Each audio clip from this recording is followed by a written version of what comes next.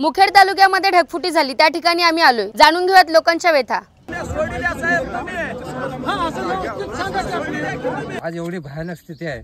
आज ह्याला कारणीभूत आमदार साहेब आणि तिडके साहेब 30% पाणी आणणार म्हणून ते मंदिराच्या खाली आम्हाला फोन केले होते। त्याच्यावर असं का पाणी आलं की आमदार साहेब खुद म्हणते की ढगफुटी वर झाली, त्यामुळे पाऊस गावात शिरला। प्रशासन कुठंच काही तयार करणार।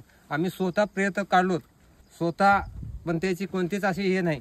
4 महिला आणि 1 पुरुष या ठिकाणी मृत झालेले आहेत की लेंडीच्या धरणाबाबती संदर्भामध्ये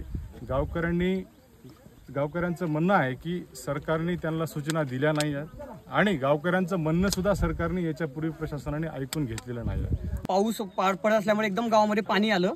पाणी आल्यामुळे आम्हाला पळायच भेटलं नाही। बाकीचे लोक जे आहेत ते या मागच्या मार्ग वरी निघून गेले, माथ्यावरचे निघून गेले। यांना 3 दिवसापासून हे लोक उपाशी आहेत। सरकारकडून यांना तांदूळाचा एक 500 ग्राम सुद्धा तांदूळ आलेले नाही आहेत, यांना डाळ आलेली नाही आहे।